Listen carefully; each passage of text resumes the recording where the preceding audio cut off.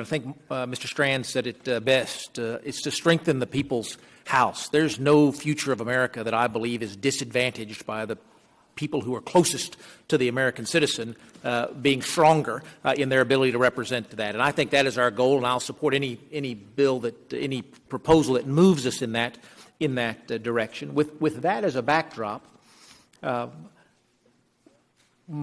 incentive today, because I do have a large constituency, as the chairwoman suggested, I need to be on lots of committees and lots of subcommittees, and so I can't be anywhere. And that also has the impact of I need to be on those subcommittees because the floor today doesn't accept amendments as it once did. Those things fall out in conference in a very strange way of having that happen in ways they might not have. Tell me about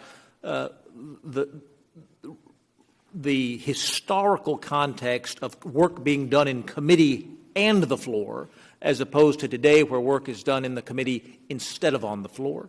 Walter, can you speak to that at all? Yeah, sure.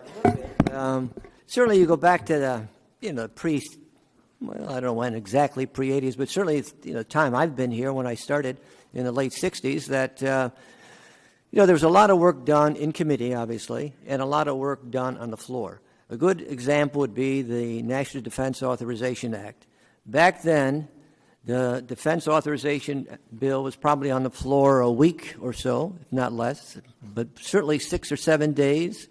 Lots of strategies involved in terms of the floor amendment process, lots of debate and dialogue that went on between the two sides and a lot of members.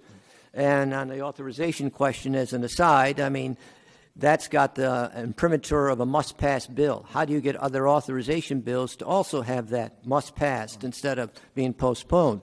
So you compare that to back then to where we are today, and of course the dramatic difference is in a lot of respects, even on committees, in terms of how they've changed, but also, of course, in the rise of, we'll call them structured, restrictive, closed rules, if you will, that the decision is almost pre-decided in terms of what's going to take place in debate. And this really goes to the message agenda, I think, of the two parties. Maybe we need to spend more time trying to craft policies, and the only way you can craft effective policies, I think, is going to what others have said about strengthening the committees. Well, I thought that was interesting in Mr. Wolfensberger's testimony. He said he's got 6 things that make these reform efforts successful. By my count, 4 of the 6 things were things that transparency, too much transparency, might threaten. Private informal meetings are necessary. Check your partisan guns at the door, he said. Soliciting views from other members who are not on the panel, and flexibility and the ability to compromise. At some point, the reason I can't take pictures on the second floor of the Capitol is you never know who I might be talking to, and I want the freedom to be able to talk to who I want to talk to. We don't have that dynamic. Zoe said we're not going to roll back cameras on the floor. I'm sure that's true. It might have been, I'm not sure who mentioned transparency. It was you, Mr. Strand. Are we at a point where we have so many other ways to communicate, to get the word out, that it would be okay to dial back on some degrees of transparency because we're highlighting that transparency elsewhere? Transparency is always an issue depending on the public interest. Mm-hmm. You ever notice the less interest the public is in an issue, the more bipartisan you are? Mm-hmm. Right? This is the reality, is that this is why the committee process is so effective, because it goes back to what the Chairman Lofgren said before, is that when you have common interests, you go past partisanship. That's what gets you past that. When on the floor, the Congress is kind of behaving like a parliament in some ways, without any of the efficiencies of a parliament, because everyone's voting by party. As a result, the party, everyone has to get their votes within the same party, which is very difficult for a majority. It wasn't that long ago that it was very common to have a lot of mixed votes from both parties on both sides of both issues, because members would vote their interest. If they're only voting their party, it's much more difficult to then turn around and make bipartisan compromise. And the benefit of the committee system being strengthened is it tends to focus on members' interest and the interest of their districts. There are no Republican and Democrat cows, so agriculture policy is pretty much the same in each district. And so I think we need to get back to that vigorous committee process where members can focus on common interests with each other. Let me just briefly supplement that and go to put in a plug for John Lawrence's book on the class of '74. And one of the epigraphs to his introduction, he has a quote from his boss, George Miller, who said, "We were a conquering army. We stormed the Bastille.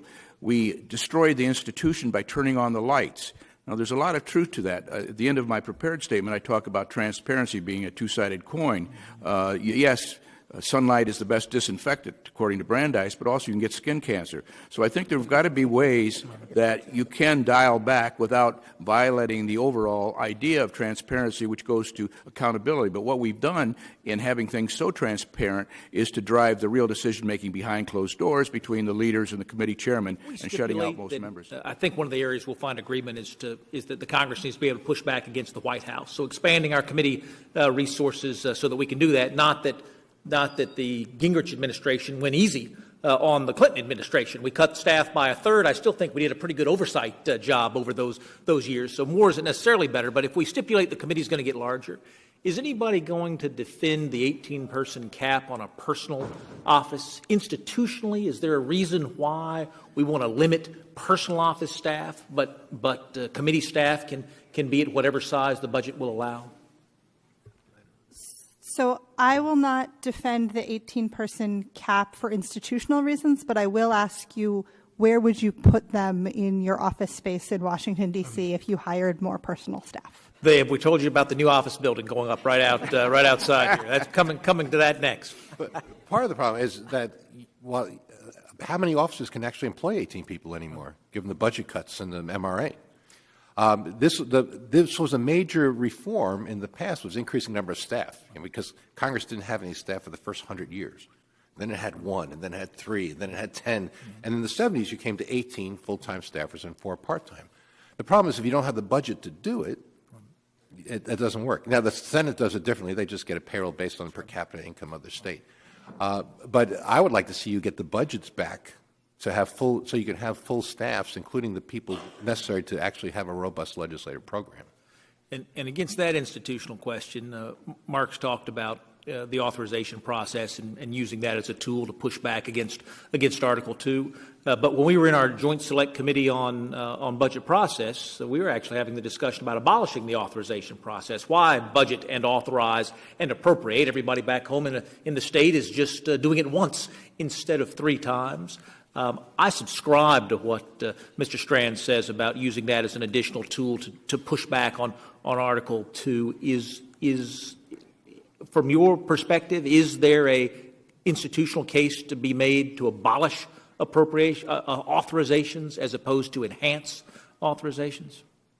Well, we had one member, I think Congressman Bob Walker of Pennsylvania, who suggested getting rid of the Appropriations Committee and folding their functions into the authorizers. So I haven't heard that has grown any in terms of popularity, but it was a thought.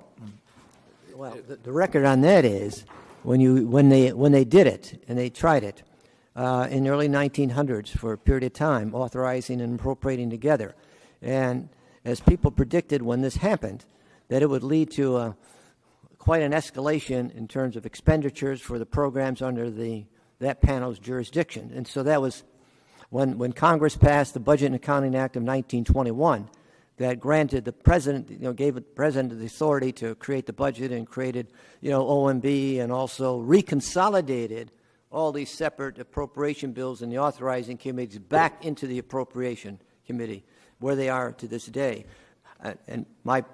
It says, I like the authorization process. I think it needs to be strengthened. It's one of that is the group that probably should be doing a lot more oversight. I mean, the appropriators do a tremendous, wonderful work, but to exactly drill down into these programs, that's the job of the authorizers and the subcommittees as well. And that, I think, will even help the appropriators to better understand or learn about what's happening with certain agencies, programs, whatever.